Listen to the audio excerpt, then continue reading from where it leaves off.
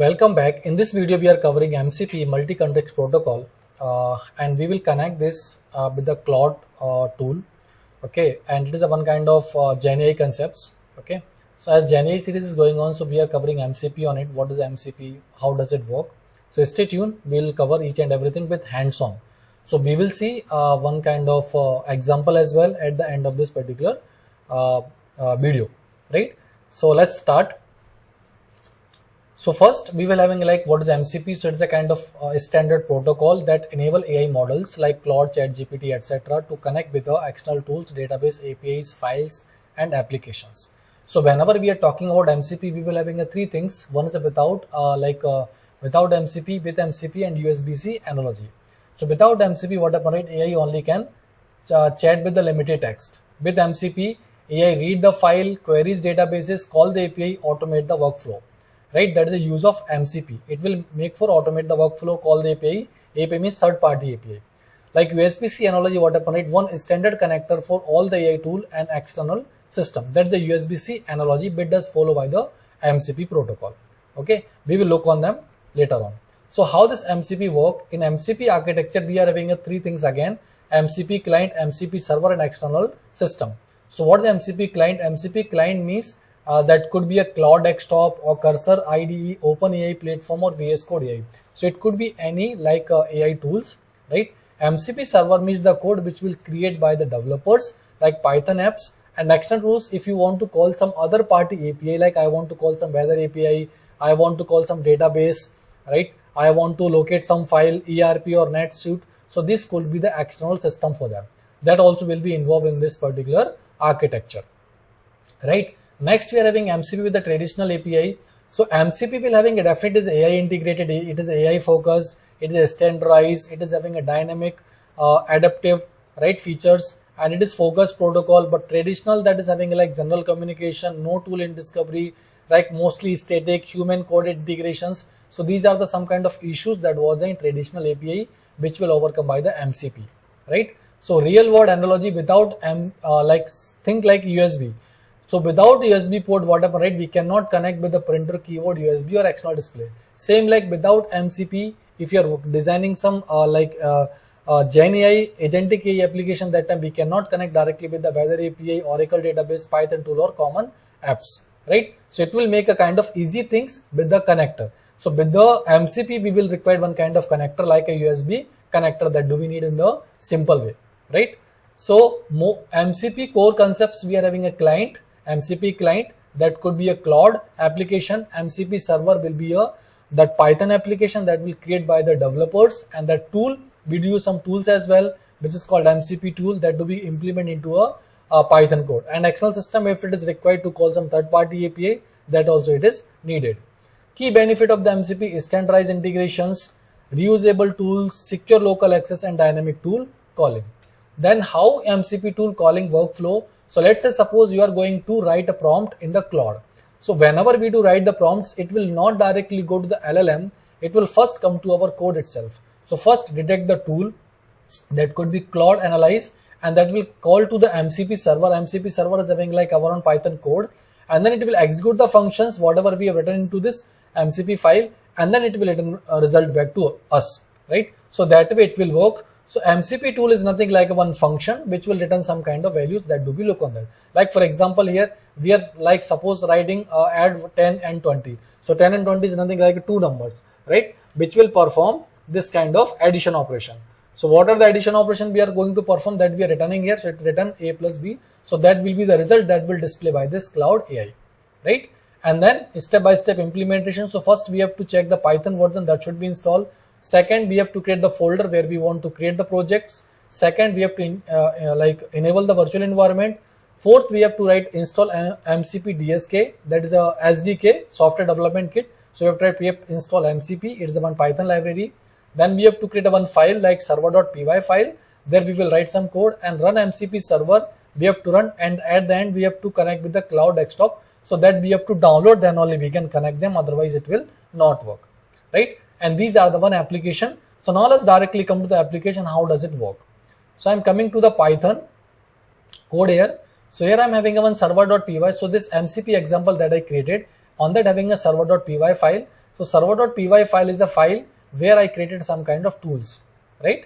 So I created a multiple tools. So tools is nothing like independent work, autonomous work that I already covered when I started with AI agent, right? So it's having a different function. So we'll use MCP tool. So one is like searching the employee, right? One is like get the weather, right? And one is like for salary statistics, right? And one is for like generate reports, right? And one is like for system health. So these are the 4 functions which I created using the tool, right? And here we are using one file as well, employee.json. From there it will read the data and it will return the result. If it is employee related stuff, if it is a weather related stuffs, then we have created one function here that is called get weather information. So there we are calling the weather API.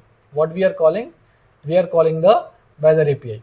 So you can see here we are calling one weather API. It's a public API, can be called directly, right? And here we are using some kind of file input output operation as well and some logging mechanism also. So I will share this code with you. You can go through with this code and that will definitely help you on that, right? After writing the code, what could be the next? We have to download a plugin, right? So that I will share this URL for you. So what you have to do, you have to go to this particular place like here. So that is a URL. From there you have to download this Claude Desktop. So you have to click on the download desktop. It will download in the download section and you have to install it. After installing, when you will open it, right, it will look like this only. So that way it will open your Claude, right? So you have to download and you have to install it. First, what we have to do, we have to make the connection established. So for them, what we have to do, we have to go to this 3 dots, 3 lines, and then you have to go to the file and then we have to click on the setting. After click on the setting, we have to go to this developer option. So in the developer option, we do get the edit config option. So how does it look? Let me show you that here I already configured. So by default, you will get like this only. So when you will open this developer tool, you will get this edit config. After clicking on this edit config, you will directly land on one particular file. What is the file name? That file we do have. So it will land to this file. So that will be the location where the Claude will install. So you should know that inside your AppData, like C user DELL, AppData will be your location, local package, Claude. This will be the name of the Claude, local, cache, roaming, and Claude. So when you will click on this config one, right? When you will click on this config one, edit config, that time it will directly come to this location.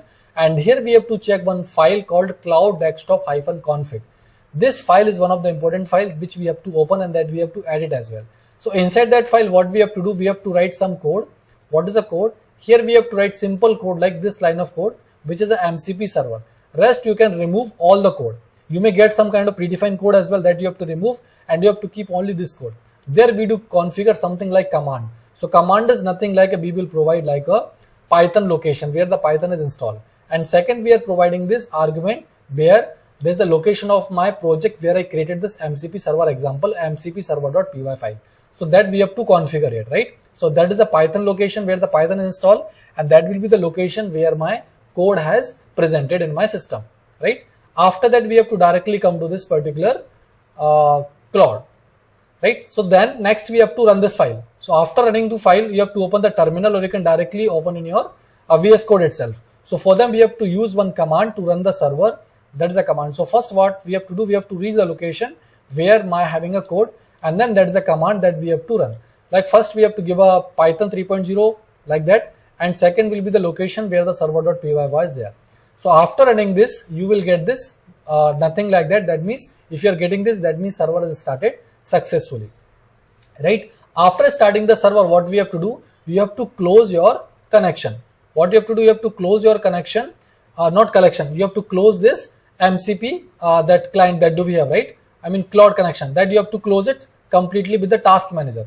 Sometime it is happening with the task manager, it will show, right? So what you have to do, you have to go to your task manager. So like here we are having like task manager, right? So we have to make sure that in the task manager also we have to end it. Otherwise it will not work. So here we have to search Claude and you have to click on the end task, right? Suppose if I will click on that, it will ask end task. So you have to terminate them completely and after that you have to reopen it. After you have to reopen it, then it will open like this only. And here you will get the option like demo server. That means it is starting say running.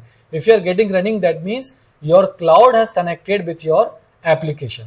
That will not be any problem, right? If you're not getting it, that means somewhere there's an issue to connecting them, right? Now after that I will come to the directly Claude.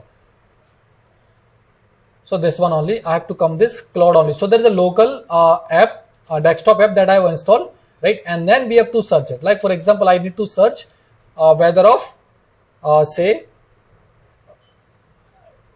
tell me what is weather of Delhi, right? And then we have to give this. So here it will go to this weather of Delhi. It will not directly go to the LLM. It will come to my code itself, because I have written some code, and there it will give me like the weather of Delhi is 93 degree, something like that, today, yesterday, Wednesday, tomorrow, something like that, right? Weather data from the Google, that it will get right there, right? It will give complete detail like that. Next, if I will call, like for example, I need to search employee, because I having some other file as well, right? So I will say like employee 101 search, employee 101, say like search. So this time what it will do, it will directly read my JSON file which is already present. So it will search. I can say here it is giving me information like employee ID 101 in name, department and salary. If I can go to this code itself, right, the code having a one file, employee.json file, where I can get, this is the information which we are getting directly, right? Second, if I want to check the statistics, now we can go with this statistics as well, right? So we are having a one function, calculate employee salary statistics. Now let's directly run this through this cloud itself. Click on allow. So now here it is a statistics. It is taking statistics from my employee itself, like total number of employees I have a 3. Average salary is like that, maximum salary is like that, minimum salary is like that. From where it is getting the rate, it is not getting directly from the cloud, it is getting from my API itself. So I have created one code in the cloud in the here itself, right? So here we are having employee.json. So from there it is reading the data and it is checking number of employees, how many, what is the average salary, what is the highest salary and what is the lowest salary, right? So that way we will create this code and we can run this code. Okay, so I will share this code, okay, and you can try to run it, but make sure that your cloud configuration should be proper, and you have to make sure that here in this configuration set. So here the file, that is statics, and here we have to check this developer tool. If it is saying this much, that means your cloud is running successfully, right? So then we have complete all the things in this particular video. Thank you guys. Thanks for watching.